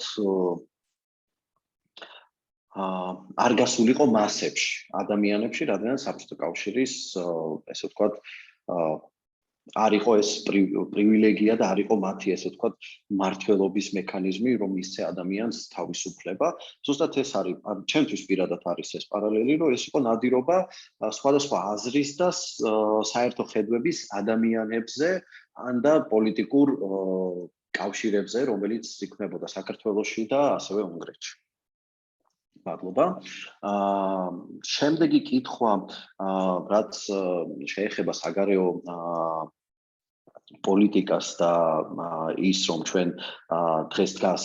მწვავედ საკითხი იმის ვიქნებით თუ არა ევროპული ოჯახის წევრები. ცალსახად მე ამ კითხვაზე ესე გავუცემ მე პირადად გიპასუხებთ როგორც მე ვთვლი გიორგი მარჯანიშვილი და არა როგორც დღესდღეობით ხდება, ხო, პირადი ჩემი აზრი მინდა დავაფიქსირო ამ ყველაფერთან დაკავშირებით. თავისთავად კი საქართველოს ეს გზა არჩეული აქვს ძალიან დიდი ხანი და თავისთავად ეს ჩვენთვის მნიშვნელოვანი გზა არის და აუცილებლად უნდა გავიაროთ, მაგრამ აქვე მინდა ისევ თქვა ის, რომ შეიძლება ეს წელს არ მოხდეს, მაგრამ თავისთავად ეს მიმართულება ჩემი პირადი აზრით და რწმენით მოხდება და აუცილებლად ვიქნებით ევროპული ოჯახის წევრი ქვეყანა, მაგრამ თავისთავად ყველა ის ეტაპი, რომელსაც მე ვყვებოდი აქ პრეზენტაციის დროს, ესენი იყო ზუსტად ის შემშლელი ფაქტორები. თუ არ იქნებოდა ეს შემშლელი ფაქტორები, რომელსაც KGB ან საბჭოთა კავშირის ხელისუფლება აწარმოებდა საქართველოს წინააღმდეგ, ჩვენ შესაძლებელი არის, რომ რაღაცა ეტაპები, რომელიც ეხლა გვიწევს გავიაროთ, უკვე გვექნებოდა ამა თუ იმ დოზით გავლილი. ეს არის ჩემი პირადი მოსაზრება და თავისთავად მე მაინც მჯერა იმისი, რომ საქართველო გახდება ევროკავშირის ოჯახის წევრი და თავისთავად ეს იქნება ზუსტად ის გამარჯვება, რომელმაც შეიწირა წინა წლებში ის ადამიანები, რომლებიც შეიწირნენ 29 აპრილს, 56 წლის მოვლენებს და ასე შემდეგ. ეს იქნება ზუსტად იმ ადამიანების გამარჯვება და ეს იქნება იმ ადამიანების სულფასოვნად დაფასება, თუ რისთვის დაღვარეს სისხლი და რისთვის აკეთებდნენ ამას და რატო გამოდიოდნენ ქუჩებში და რა იყო მათი მთავარი მოტივატორი და რა იყო მათი მთავარი იდეა, რომელიც გამოიყვანა მათ ამ ქუჩაში და ესე ვთქვათ, რა შექმნეს ამათმა თავის შეწირვით და რა დაანახეს ჩვენს მომავალს, ჩვენ მომავალ თაობას და პირადად ჩვენ თითოეულ ადამიანს, რომლებმაც იცის ეს საკითხი, იცის ეს ისტორია და არის დაინტერესებული ამით. მადლობა გიორგი, მოდი მაშინ დრო დაუთმოთ კითხვებს უშუალოდ, რომელსაც გააჟღერებს მარიამი. გთხოვთ მარიამ. პირველ რიგში მოგესალმებით და უღრმეს მადლობა მინდა მოგასცემთ როგორც თქვენ მოდერატორს, ასევე მომხსენებელს ბატონ გიორგის. ძალიან საინტერესო, საჭირო და რა თქმა უნდა აქტუალური თემა არის ყოველთვის ქართველებისთვის მით უმეტეს დამოუკიდებლობა, თავისუფლება და ადამიანის უფლებები. შესაბამისად, მიმდინარე მოვლენებიდან გამომდინარე ბოლოდროინდელი არა მარტო 1-2 წლის მოვლენებიდან, დავიწყო დემოკრატიული საქართველოს მეორე დემოკრატიული რესპუბლიკის შექმნიდან დღემდე. მოყოლებულიდან ჩემი ცნობიერებიდან დავიწყებ კიდე საუბარს. რეალურად ჩვენ გვაქვს ადამიანის უფლებათა, ასე ვთქვათ, კონსტიტუციაში უამრავი უფლება. ესე და ზოგიერთი ფასადური სახით მე ვთვლი, რატომღაც და თქვენი აზრით რატომ ხდება ესე, რომ ყოველთვის კონსტიტუციაში ამ ფურცელზე დოკუმენტურად სამართლებრივად დადასტურებული გვაქვს და დამოწმებული ადამიანის უფლებები და რეალობაში კიდევ ყოველთვის ვეჯახებით სულ სხვა რეალობას ერთი სიტყვით და პრაქტიკაში სულ სხვანაირად ხდება ეს ყველაფერი. მადლობა. გიორგი, იქნებ დავაგროვოთ კითხვები და ერთიანად უპასუხო, როგორ გაწყობს. თუ კი ბატონო, მე ჩავიწერ კითხვებს და მე შემდგომში ვუპასუხებ აი ამ სამ კითხვას, რომელიც არის. მაშინ ანის და ნათიასაც გააჟღერონ. გთხოვთ. მოგესალმებით, მადლობა საინტერესო პრეზენტაციისთვის. პირველ რიგში მაინტერესებს გენდერულ კვოტირებაზე რას ფიქრობთ? თქვენი აზრით არის თუ არა ეს ეფექტური მექანიზმი და საქართველოში გაზრის თუ არა ეს ქალების ემანციპაციის ხარისხს? მადლობა. ნათია, გთხოვთ. გამარჯობა. პირველ რიგში ძალიან დიდი მადლობა ესეთ საინტერესო სემინარისთვის, იმიტომ რომ ძალიან საჭირო არის დღესდღეობით მსგავს თემების საუბარი განსაკუთრებით. ძალიან მოკლედ გქონდათ შეჯამებული ყველაფერი, რადგან გავიარეთ დასაწყისიდან დღემდე და ერთ-ერთი 1930 წლის მოვლენები იყო ცოტა გამოტოვებული. თუმცა მე სხვა შეკითხვა მაქვს ამჟამად, ანუ ჩემთვის როგორც ცნობილი არის პოლონეთი იყო კონსტიტუციაზე როცა საუბრობთ, მაშინ გამახსენდა, რომ ანუ პოლონეთი იყო პირველი ქვეყანა ევროპაში, რომელმაც მიიღო კონსტიტუცია და ასე ვთქვათ, სახელმწიფოს თავში დააყენა ადამიანის უფლებების დაცვა. ჩვენი კონსტიტუცია, რომელიც ამბობთ, რომ იყო იმ დროისთვის გამართული, ანუ რომელი ვიყავით, ასე ვთქვათ, რიგობრივად ევროპაში ამ კუთხით, ან რომელმაც მიიღეს ეს კონსტიტუცია და რამდენად ჰქონდათ ამასა აწეული ევროპული კონსტიტუცია, ანუ ევროპული ქვეყნების კონსტიტუციებთან მიმართებით, ანუ რამდენად ჰქონდა საერთო და სად ვიყავით იმ დროს ისტორიულად ამ ხრივ, აი როგორც კონსტიტუციის შემუშავების მხრივ, როგორც ადამიანის უფლებების დაცვის კუთხით, ანუ ძალიან გვიან ხომ არ მივიღეთ კონსტიტუცია, ეგ კითხვა მაქვს რა, ზუსტად არ ვიცი, რომელი ან სხვა ქვეყნებთან შედარებით, რომლები ვიყავით ჩვენ, რომლებმაც ასე ვთქვათ კონსტიტუცია მიიღეს. მადლობა კითხვებისთვის. მე დავიწყებ ანუ პირველი კითხვით. პრაქტიკა და რეალობა. ესე მარტივად რო ვთქვათ, კი, თავისთავად ადამიანის უფლებები ეს არის ისეთი მექანიზმი, რომელიც ცოცხალი არის, შეიძლება თავისთავად ეს მექანიზმი იყოს დაწერილი კონსტიტუციაში ან რამე სხვა ფურცელზე და სახელმწიფო ხელს აწერდეს ამაზე, ეთანხმებოდეს მაგას, მაგრამ თავისთავად არის მეორე მომენტი, თუ როგორ ასრულებს ამა თუ იმ მექანიზმს სახელმწიფო. ჩვენ კარგად უნდა გვესმოდეს, რომ ადამიანის უფლებები ეხება ზუსტად ეს არის კავშირი ადამიანისა და ხელისუფლების შორის. ანუ ხელისუფლება არის ის მექანიზმი, რომელიც პირველ რიგში არ უნდა იძალადოს ადამიანზე და უნდა ყველაფერი გააკეთოს ადამიანისთვის. პრაქტიკული, ესე ვთქვათ, ჩვენ საქართველოს მთავრობას არაერთ სახელმწიფოს არაერთ დოკუმენტზე გვაქვს ხელი მოწერილი და თავისთავად ყოველდღიურად ხდება ამა თუ იმ მექანიზმების ესე ვთქვათ შემუშავება. მე შემიძლია ძალიან პატარა ესეთი მაგალითი მოვიყვანო, როდესაც ანტიდისკრიმინაციულ კანონს ხელი მოეწერა და ოფიციალურად მივიღეთ ეს. დაახლოებით არ ვიცი, შეიძლება აგიტიც დაამატებს, დაახლოებით 4-5 წელი ამ მექანიზმს არანაირი ბერკეტს, თუ რაც გვინდა ის დავარქვათ, არ ქონდა არანაირი გამოყენება. კი, იყო ფურცელზე დაწერილი, მაგრამ არანაირი გამოყენება არ ქონდა მაგას. ანუ არც პრეცედენტი იყო ამ კუთხით და ამ საქმით რამის გამოყენება. ზუსტად ანუ ეს არის პრობლემა. თავისთავად ამ ყველაფრისთვის არსებობს საზოგადო ორგანიზაციები, ეგრეთ წოდებული არასამთავრობო ორგანიზაციები, რომლებიც ყოველ დღე ცდილობენ ესე უხეშად ვიტყვი, მიაწვნენ ხელისუფლებას, რომ ესა თუ ის კანონი, რომელიც არის მიღებული ადამიანის უფლებებისთვის, იყოს მუშა მექანიზმი და არა უბრალოდ ფარათინა ფურცელზე დაწერილი რაიმე მექანიზმი. თავისთავად ეს ძალიან რთული არის და თავისთავად სახელმწიფოც უნდა იყოს მზად ამა თუ იმ პრაქტიკულ ამა თუ იმ კანონის ან ადამიანის უფლებების საკითხი, რომელიც ეხება, იყოს პრაქტიკაში რეალიზებული, მაგრამ ამ რეალიზაციასაც თავისთავად სჭირდება დრო და ეს ანუ ესე მარტივად არ ხდება, რადგანაც უნდა მოხდეს პრეცედენტები, უნდა მოხდეს მუშაობა ამ ყველაფერზე, უნდა ჩამოყალიბდეს სამუშაო ჯგუფები და შემდგომში ეს უნდა გაგრძელდეს და უნდა კონდეს უფლება, რომ იარსებობს თავისთავად.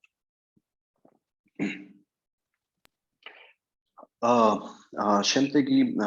კითხვა, იმედია გავეცი პასუხი თქვენს კითხვას და შემდეგ კითხვას დაუბრუნდები, ეს იყო გენდერული კოტირება. ცოტა რთული საკითხი არის ეს, იმიტომ რომ აქ არის ორი ესეთი მომენტი. ერთის მხრივ ეს არის დადებითი წახალისება, როდესაც საუბრობ გენდერულ კოტირებაზე, მაგრამ აქვე ეს კოტირება არ უნდა იყოს მუდმივი. ანუ წახალისების შემთხვევაში კი თავისთავად რაღაცა ადგილები ჩდება კიდე პარლამენტში და კიდე სხვა დაწესებულებაში, ორგანოებში, რომელიც არის, მაგრამ საბოლოო ჯამში ეს კვოტირებაც უნდა გახდეს უფრო ეფექტური. ანუ ის ქალები, რომლებიც შედიან პარლამენტში და ასე შემდეგ, იმათაც შემდგომში უნდა განავითარონ ქალთა მოძრაობა, ქალთა უფლებების მიმართულება. და თავისთავად, ანუ ეს პირადად ჩემთვის არის ეს პოზიტიური კვოტირება, მაგრამ ამასაც აქვს რაღაც თავისი დასაწყისი და დასასრული და შემდგომში უნდა დაიწყოს უფრო მეტად ჩართულობა ქალების მიღების პროცესში. თავისთავად აქ არის კიდე მეორე მომენტი, რომ დღესდღეობით საქართველოს პოლიტიკურ ასპარეზზე არ არის სამწუხაროდ არ არის ქალების, ესე ვთქვათ, დიდი რაოდენობა, რომელსაც აქვს სურვილი მიიღონ მონაწილეობა ამა თუ იმ გადაწყვეტილების მიღების პროცესში, ან მიიღონ მონაწილეობა არჩევნებში. პირადად ჩემთვის ეს არის სამწუხარო, რადგანაც თავისთავად, როდესაც პარლამენტი იქნება დაკომპლექტებული, ესე ვთქვათ, 50-50-ზე, ან რაღაცა პროცენტულობით, რომელიც უფრო მეტად დემოკრატიული არის და უფრო მეტად მრავალფეროვანი არის, მით უფრო ესე ვთქვათ, შედეგიანი მუშაობა ხდება ზოგადად ეგეთ ჩამოყალიბებულ მმართველობის პროცესებში. რაც შეეხება მესამე კითხვას, რომელიც უკავშირდებოდა პოლონეთს და უკავშირდებოდა კონსტიტუციას, თუ ქვეყნებს შორის რომელ ადგილას იყო საქართველოს კონსტიტუცია აღიარებული, ამაზე ცალსახა ესე ვთქვათ, პასუხი არ არსებობს, არ არის, იმიტომ რომ ყველა კონსტიტუცია არის განსხვავებული. ანუ აქ საუბარი იყო იმაზე, რომ ერთ-ერთ საუკეთესოს მიიჩნევდნენ, მან არ იყო ესე ვთქვათ, ადგილების 10-დან მესამეზე ვიყავით თუ მეხუთეზე, ესე არ იყო, აქ იყო საუბარი უფრო იმაზე, თუ ჩამოყალიბებაზე, იმ დროინდელ გამოწვევებზე და იმ დროინდელ ადამიანის უფლებების საფუძვლებზე, თუ რა იყო მაშინ უფრო მნიშვნელოვანი ადამიანებისთვის, რა იყო უფრო მნიშვნელოვანი სახელმწიფოსთვის და აქედან გამომდინარე, ესე ვთქვათ, თვლიდნენ ერთ-ერთ საუკეთესოს თავისი როგორც მარტივად გასაგებ ენაზე დაწერილ დოკუმენტს, ასევე ყველა აი ის პუნქტი, რომელიც მე ჩამოვთვალე, ყველა ამ პუნქტის თანახმად იყო, ესე ვთქვათ, ჩამოყალიბებული კარგად და მარტივად გასაგები იმ დროინდელი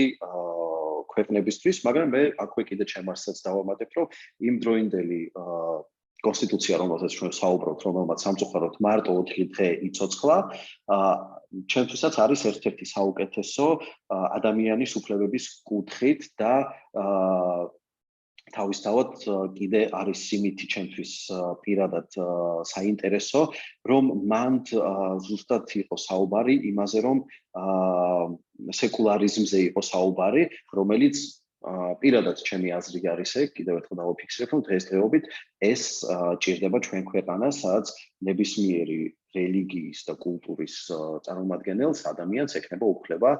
ილოცოს და არ ქონდეს რომელიღაცა რელიგიას პრეროგატივა სხვა რელიგიებთან შედარებით. გიორგი, დრო რჩება სულ უფრო და უფრო ნაკლები და აი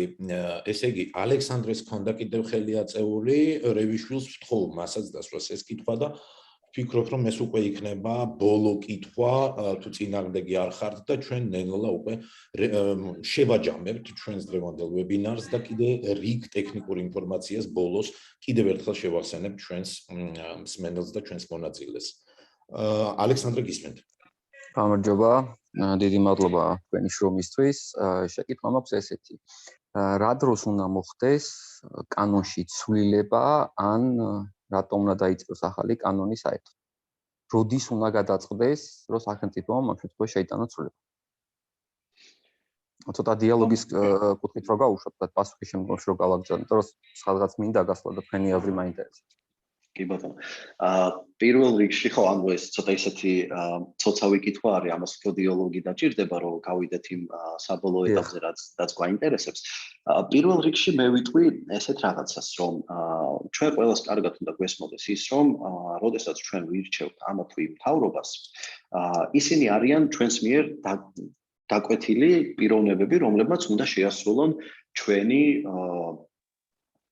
სრულიად გეთანხმებით. დაკვეთა, ხო, ჩვენი დაკვეთა. აქედან გამომდინარე, როდესაც ჩვენ საუბრობთ რომელიმე კანონზე, რომელიც ჩვენ გვაწუხებს საზოგადოებას, ან გვინდა რომ შეიცვალოს, თავისთავად ჩვენ უნდა პირველ რიგში ეს დაკვეთა მივცეთ ხელისუფლებას, რომელიც ჩვენ ავირჩიეთ, ან და თუნდაც რომც არ იყოს ჩვენი არჩეული, ჩვენ აუცილებლად ეს ხმა უნდა მივაწმინოთ მას და დავიწყოთ იმაზე საუბარი, რომ სიტყვაზე ეს კანონი არის არასწორი, ეს კანონი არის მიუღებელი ჩვენი საზოგადოებისთვის, ან სრულად ეს კანონი, ესე ვთქვათ, უარეს ხდის ყოველდღიურ ცხოვრებას ადამიანების, თუნდაც აქ ძალიან მარტივ მაგალითს მოვიყვან, რომელიც ეხება ნარკოპოლიტიკას, როდესაც დაახლოებით 4-5 წლის წინ მარიხუანის მოხმარების გამო ადამიანს იჭერდნენ და სვავდნენ 7 წლით ციხეში, ან ძალიან დიდ ჯარიმას უწესებდნენ, თავისთავად ეს იყო არაკონსტიტუციური და არანაირი საფუძველი არ ჰქონდა ამას ისეთი, რომ რაღაცა ადამიანმა რაღაცა მოწია და მაგის გამო ის უნდა იჭდეს ციხეში. და ამანაც გამოიტანა ის შედეგი, რომ საზოგადოებაში ამაზე უფრო და უფრო ხშირად დაიწყო საუბარი და თავისთავად უკვე სახელმწიფო და საკონსტიტუციო სასამართლომ განაპირობა ის, რომ ეს არაკონსტიტუციური და თავისთავად ეს კანონი უნდა შეიცვალოს. და თავისთავად ეს პროცესიც, როგორც შეიძლება იცით და შეიძლება არ იცით, მოხდა შემდგომში, საკონსტიტუციო სასამართლო მიიღო, რომ ეს არის დაუშვებელი, მაგრამ შემდგომში როგორც კანონი უკვე მოქმედი კანონი და მოქმედი მექანიზმი, დაახლოებით თუ არ ვცდები, 2 წელიწადში შევიდა უკვე ძალაში. მანამდე ისევ ის 2 წელი გრძელდებოდა იგივე და ამას თავის დრო ჭირდება, ესეც უნდა იყოს ჩემი აზრით, უცებ ვახსენებ კონსტიტუციას, კარგად ახსენეთ იქ 4 დღის განმავლობაში, რომ სწრაფად მივიღეთ კონსტიტუცია, გეთანხმებით, ის პირველი კონსტიტუცია ჩემი აზრით არის უჩქარესად მიღებული და ამას თავის მიზეზი აქვს. შემდგომში 96-ში იმიტომ განვაახლეთ, რომ ის 4 წელი თქვა 91 წყვეტა ლოგიკურია იქნება გამომდინარე კონსტიტუციამ დამუშავდეს, კარგად უნდა შეიქმნას და არა ნაჩქარებად, ის იყო 91-ის აღდგენა 26 მაისის შესაბამისად. ესე უნდა გამოსულიყო, 95 წელს რაც იყო ეს ნორმა. ესე უნდა გვეფიქრა, საზოგადოება უნდა შეჯერდეს რა გვინდა. რაც შეეხება თქვენს მიერ ნახსენებ ხელშეკრულებას, რომელსაც მოვაწერეთ ხელი თქვა და არ ვასრულებთ. მე მაქვს ესეთი პოზიცია, რომ თუ კი საზოგადოებას კანონი არ ჭირდება, ეს კანონი არ უნდა მიიღოს. არც იმას უნდა მოეწეროს ხელი მაშინ და თუ კი რაღაცას აქ ხელისუფლება აწევს ხელს, არ ნიშნავს, რომ იქეთ უნდა წავიდეთ. საზოგადოება უნდა შევჯერდეთ. ან თუ ის კარგია რეალურად და მოგწონს, მაშინ საზოგადოება და ეს ინდივიდები და ხალხი უნდა ავწიოთ იმ დონეზე, რომ ჩვენ ეს კანონი დაგვჭირდეს. კანონი იქნება მაშინ, როცა რაღაც ირღვევა და მორალიდან გადახვევა. შესაბამისად, ეს ცდომილება გვაქვს ძალიან დიდი და ხშირად ადამიანის უფლებებზე ვამახვილებთ ყურადღებას, მაგრამ არ უკვირდებით იმას, საზოგადოებას რა უნდა. საზოგადოებას სად უჭირს და სად შეიძლება ავწიოთ მათი დონე, რომ მივიყვანოთ იქამდე, რომ იქ ხელშეკრულებას მოვაწერეთ ხელი, განვახორციელოთ, მოვირგოთ. პრობლემა საზოგადოებაშია, ვფიქრობ და ხელისუფლებაც იგივე საკეთებს. ნებისმიერი არ აქვს მნიშვნელობა, რა თქმა უნდა. ამიტომ კანონებსაც მეტი ყურადღებით უნდა მოვექცეთ, ოღონდ საზოგადოებიდან გამოვიდეთ. არ მჭირდება კანონი, რომელიც არ არის მოქმედი საერთოდ. მით უმეტეს კონსტიტუციაში რო ეწეროს. კეთილი, ეს ცოტა ნახევრად ხუმრობით რომ შევაფასოთ, დაახლოებით ის შემთხვევა, როდესაც თითქმის ყველა აქტორი საუბრობს საზოგადოების კეთილდღეობაზე, გარდა თავად საზოგადოება. ხუმრობით არა, ეს ძალიან სერიოზული ნათქვამია და ესია, შევხედოთ აბა. კეთილი, მე რამოდენიმე კითხვაზეც მინდა გავამახვილო ყურადღება, რაც ჩემთვის მნიშვნელოვანია, გენდერული ასპექტები და გენდერული თანასწორობა. იმიტომ რომ გარდა იმისა, რომ ჩვენ მაგალითად ვქმნით სამართლებრივ ჩარჩოებს, ჩვენი ამოცანა ხო არის კულტურის განვითარების ხელშეწყობა, ხო? და მხოლოდ სამართლებრივი ჩარჩო საკმარისი არ არის იმისთვის, რომ მოვახდინოთ გავლენა ცნობიერებაზე. რაც არის ჩვენი მთავარი ამოცანა, ჩვენს ქართულ ამომრჩეველზე მოვახდინოთ, მის ცნობიერებაზე მოვახდინოთ გავლენა, დადებითი გავლენა, რომელიც ხელშეუწყობს ქალთა უფრო აქტიურ და უფრო თამამ და უფრო ხარისხიან მონაწილეობას ქვეყნის პოლიტიკურ ცხოვრებაში, იმიტომ რომ გვაქვს კოტირება მაგალითად, აი კოტირებაზე იყო საუბარი, ზოგადად ვიტყვი, რომ კოტირება არ არის კარგი ხერხი, მაგრამ გამოიყენება იმ შემთხვევაში, თუ რაიმე ალტერნატივა, სხვა რეალობა, წამახალისებელი, დროებითი, როგორც გიორგიმ აღნიშნა, არ არსებობს, ან სხვა ხერხები არ გვაძლევენ ისეთ შედეგს, როგორც მაგალითად გვაძლევს კოტირება და მე თავს ვარიდებ ყოველთვის პოზიტიური დისკრიმინაციისგან სახელწოდებას, იმიტომ რომ ჩვენ მე პირადად დისკრიმინაცია მიმაჩნია რამე ნეგატიურ მოვლენად, ამიტომაც ჩვენ შეერთებული შტატების მაგალითებზე დაყრდნობით ვიძახით რომ ჩავატაროთ პოზიტიური ქმედებების პოლიტიკა affirmative action, რაც ტარდებოდა გასული საუკუნის დასაწყისში თანასწორობის მიღწევის კუთხით და აი ზუსტად ეს არის პოლიტიკები უნდა გავატაროთ დისკრიმინაცია არ არის არც პოზიტიურად და არც ნეგატიურად არ უნდა მოვახდინოთ სამართლებრივად რა თქმა უნდა ეს თავსებადია თუმცა ალოგიკურია იმიტომ რომ ვიღაცას შენ თუნდაც პოზიტიურ დისკრიმინაციას ახდენ და ჩემი აზრით ეს გამოდის ზოგადი ასე ვთქვათ დადებითი დინამიკიდან. ეს არის ძალიან მნიშვნელოვანი განათლება გამოვიყენოთ, განათლების რესურსი გამოვიყენოთ, რასაც ჩვენი საზოგადოება და ჩვენი მთავრობა, ხელისუფლება ძალიან პატარა დოზებით იყენებს, იმიტომ რომ ყველაზე დიდი ინვესტიციას ალბათ მე რო ვინმე მკითხოს მე ჩავდებდი განათლებაში და შექმნიდი მდგრად ასე ვთქვათ ხარისხიანი განათლების მიღების ინსტრუმენტებს. თუმცა ამაზე შეიძლება ბევრი ვისაუბროთ, რაც შეეხება კონსტიტუციას მარიამის დასმული კითხვა იყო, მე უბრალოდ როგორც სამართალმცოდნე, როგორც იურისტი და როგორც მოქმედი ასე ვთქვათ აქტივისტი, მე მაინც იმის მომხრე ვარ, რომ შორს ვიყოთ მაგალითად ზოგადი შეფასებებისგან, როდესაც ქვეყნის უზენაეს დოკუმენტზე ვსაუბრობთ კონსტიტუციაზე, ჩვენ გვაქვს უფლება მაგალითად თუ რაიმე არაკონსტიტუციური დებულება, ნორმა ან რომელიღაც ნორმა, რომელიც ეწინააღმდეგება დემოკრატიის ასე ვთქვათ პრინციპებს და ის დევს ჩვენს კონსტიტუციაში, ჩვენ გაგვაჩნია საკონსტიტუციო სასამართლო, რომელსაც ჩვენ შეგვიძლია მივმართოთ კონკრეტული ასე ვთქვათ დებულების კონკრეტული ნორმის გასაჩივრებით და მოვისმინოთ რას გვეუბნება ამ კონკრეტულ საკითხზე სასამართლო, მაგრამ რა თქმა უნდა მე არ ვიძახი რომ ჩვენი კონსტიტუცია არის იდეალური, ძალიან შორს ვარ იდეალურისგან, ბევრი რამ არის დასახვეწი, თუმცა კონსტიტუცია უნდა იყოს ის დოკუმენტი, რომელსაც წამდა უკან შენ არ დაუწყებ რა რაღაც მძიმების შესწორებას და რაღაც ახალი რაღაცების შეტანას, ხო? ამიტომაც კონსტიტუცია არის დოკუმენტი, რომელზეც თელმა რიგმა ხელისუფლებებისა, რომელიც აი დღემდე მოვიდა, ხო? იძალა და თითქმის რა თვითონ ფორმები როგორ იყო განხორციელებული ძირითადად გნებავთ ნაციონალური მოძრაობა, გნებავთ ქართული ოცნება ამ კონსტიტუციას საკუთარ პარტიას და საკუთარ ინტერესებს არგებდა ყოველ შემთხვევაში ჩემი დაკვირვებით, მაგრამ ეს არის პროცესი და ჩვენ უნდა ვიბრძოლოთ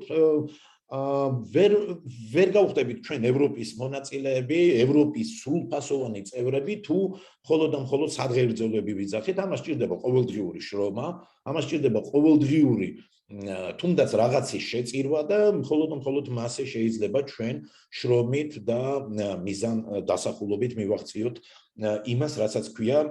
ქართველების უკეთესი კეთილდღეობა. და მანამ ესე იგი გიორგის ბოლო სიტყვისთვის მივცემ სიუცეს, მე მინდა ტექნიკური რამოდენიმე საკითხი კიდევ ერთხელ გავაჟღერო და შევახსენო ჩვენს მსმენელებს და ჩვენს მონაწილეებს, პირველ რიგში ის რომ დღევანდელი ვებინარი არის ქართულენოვანი ვებინარების სერია, რომელიც ადამიანის უფლებებს ეხება, ეს არის გაგრძელება წინა წლის პროექტის, რომელზეც იყო მაღალი საზოგადოებაში მოთხოვნა, ყოველ შემთხვევაში იმ აუდიტორიასთან, რომელთანაც მუშაობდა ტოლერანტობის სამყარო და მოგეხსენებათ, რომ ეს არის პროექტი, რომელიც ხორციელდება ერთობლივად რამოდენიმე პარტნიორის და რამოდენიმე გეოგრაფიულ არეალის, ესე იგი გათვალისწინებით, ეს გახლავთ ტოლერანტობის სამყარო, რომელიც პროექტს წარმოადგენს საქართველოში, ეს გახლავთ ორგანიზაცია Human Rights Vector, ანუ ადამიანის უფლებების ვექტორი, რომელიც ოპერირებს უკრაინაში, მაგრამ მას გააჩნია საერთაშორისო კომპონენტი და ზუსტად აქედან გამომდინარე ის მონაწილეობს და ჩვენ ვცდილობთ რომ გაუზიაროთ ერთმანეთს უკრაინული და ქართული გამოცდილება და ეს არის ორგანიზაცია პრომოლექსი მოლდოვიდან, რომელსაც მე პირადად მათ ხელმძღვანელებს ვიცნობ დიდი ხნის წინ, ჩვენ თანამშრომლობდით და ბევრ საინტერესო რაღაცას ვაკეთებდით მაშინ. რაც მთავარი არის ეს ღონისძიება და ეს აქტივობები, ეს პროექტი ხორციელდება ადამიანის უფლებათა სახლების ფონდთან ერთობლივად ევროპის კავშირის პროგრამის ფინანსური მხარდაჭერით. რაც შეეხება ისეთ დეტალებს, როგორიც იყო სერტიფიკატი, რომელსაც თქვენ შეეხეთ, მე მინდა გითხრათ, რომ ყველა მონაწილე, ვინც შეავსებს შეფასებით ფორმულარს, რომელსაც თქვენ მიიღებთ მეილზე, ყველას ექნება, ყველას გადავცემთ, როგორც აი ორგანიზატორები უწყებიან, ყველა დაუყოვნებლივ მიიღებს სერტიფიკატს, ეს რაც შეეხება მონაწილეობის, ანუ რამოდენიმე მონაწილეს ჰქონდა ეს კითხვა, ასევე ხელი მოაწერეთ ტოლერანტობის სამყაროს სხვადასხვა ვიდეო, აუდიო არხებზე, მასალებზე, რაც მოგცემთ შესაძლებლობას დროულად მიიღოთ სიახლეები იმ ღონისძიებების შესახებ, რომელიც უახლოეს მომდევნო პერიოდში დაანონსებული იქნება და შეიძლება ეს იყოს თქვენი ინტერესის არეალი, ასევე და თქვენ მიიღოთ ამ ღონისძიებებშიც მონაწილეობა. ბმულებს ჩვენი ორგანიზატორები გამოაგზავნიან, ასევე თქვენ გაქვთ შესაძლებლობა თუ რომელიღაც კითხვა დაგჭათ პასუხგაუცემელი ჩვენი მოწვეული ლექტორისგან, თქვენ შეგეძლიათ ორგანიზატორებს გამოუგზავნოთ კითხვები და ჩვენი ორგანიზატორები შეეცდებიან ლექტორთან ერთობლივად, რა თქმა უნდა, გაშალონ მთელი ის საკითხები, რომელიც ვერ მოხერხდა სხვადასხვა მიზეზთა გამო აი ამ ფორმატში. ეს არის მე მგონი ის საკითხები, რაზეც იყო საუბარი. ყოველ შემთხვევაში მე მგონი არც ერთი კითხვა არ გამომრჩა, თუ კითხვები არის ტექნიკური თვალსაზრისით, გააჟღერეთ, დაწერეთ, მე წავიკითხავ, თუ არა და მაშინ მე გადავცემ დასკვნით სიტყვას გიორგის და ამით ჩვენ გავდივართ უკვე ჩვენ გემშვიდობებით, თუმცა გემშვიდობებით დროებით და სულ ცოტა ხანში იქნება კიდევ რამოდენიმე ახალი ასევე არანაკლებად საინტერესო ჩემი აზრით ვებინარი, ერთ-ერთ მათგანში მეძღვნებულობ მონაწილეობას, რომელიც შეეხება, რა თქმა უნდა, საქართველოს მის დღევანდელობას და ადამიანის უფლებების მდგომარეობას მის ოკუპირებულ ტერიტორიებზე. ვფიქრობ, რომ საინტერესო იქნება, ყოველ შემთხვევაში ანონსი იქნება და ეს შესაძლებლობა თითოეულ ჩვენგანს გვექნება. გიორგი, ბოლო სიტყვა თქვენ და მე კიდე მადლობა მინდა გადავუხადო ყველა მონაწილეს იმ დროისთვის და ინტერესისთვის, რომელიც გამოხატეს საკუთარი მონაწილეობით და ვიმედოვნებ, რომ ეს თანამშრომლობა კიდევ უფრო გამყარდება და გაძლიერდება. გიორგი, თქვენ სიტყვა. მადლობა პირველ რიგში ყველა იმ ადამიანს, რომელმაც დაესწრო ვებინარს. მადლობა აგიც იმისთვის, რომ უხელმძღვანელა ამ ვებინარს, ესე ვთქვათ, და იყო ამ ნაწილის წევრი. მადლობა ყველა ორგანიზატორს, ყველა იმ ორგანიზაციას, რომელმაც ესე ვთქვათ, დააფინანსა და ამ იდეას მისცა სიცოცხლე და თავისთავად მინდა უსურვო აგიც წარმატება, იმიტომ რომ ის შემდგომი ვებინარი იქნება საკმაოდ საინტერესო პირადად ჩემთვისაც. და კიდევ ერთხელ მადლობა თქვენ ყველას, რომ დაინტერესდით. სამწუხაროდ იმის გამო, რომ გვაქვს დროის რეგლამენტი, არ შეგვიძლია რომ უფრო მეტი დრო დავუთმოთ ამ საინტერესო თემას, რადგანაც მეც ვთვლი, რომ ამოუწურავად მაინც ესე ვთქვათ, ვერ ვისაუბრეთ იმ საკითხებზე, რომელიც ჩვენ გვაინტერესებს და რომელიც ამ თემის ირგვლივ შეგვიძლია დავატრიალოთ, ვისაუბროთ, მაგრამ მე მაინც ვთვლი იმას, რომ ნებისმიერი ესეთი შეხვედრა იქნება, ეს ონლაინ იქნება, ვებინარი თუ ოფლაინ იქნება, თავისთავად გვაძლევს იმის უფლებას ვთქვათ, რომ ეს არის საჭირო და რაც უფრო მეტი ახალგაზრდა, მეტი ადამიანი გაიგებს თავისი უფლებების შესახებ და ზოგადად ადამიანის უფლებების შესახებ, მით უფრო უკეთესი და მდგრად სახელმწიფოს შევქმნით ყველანი ერთად და თავისთავად ყველა ის კითხვები, რომელიც გვაქვს გინდაც მთავრობასთან და გინდაც რაღაც სხვა ინსტიტუტებთან, ჩვენ შეგვიძლია ამ კუთხით უფრო გავიგოთ, რისი უფლება გვაქვს, რისი ძალა გვაქვს და ამის მეშვეობით უკვე შეგვიძლია ჩვენს შევქმნათ ჩვენი პირადი დამოუკიდებელი სახელმწიფო, რომელიც იქნება ჩვენთვის ყველასთვის ისეთი, როგორიც ჩვენ გვინდა. მადლობა კიდევ ერთხელ ყველას და ყველა ორგანიზატორს და იმ ადამიანს, რომელმაც მიიღო მონაწილეობა. ყველას გიხდით მადლობას, გაუფრთხილდით თავებს, ისურვებთ ბევრ ენერგიას და მრავალ წარმატებას მეგობრებო, ამით ჩვენ გემშვიდობებით მომავალ შეხვედრამდე. მადლობა, ნახვამდის.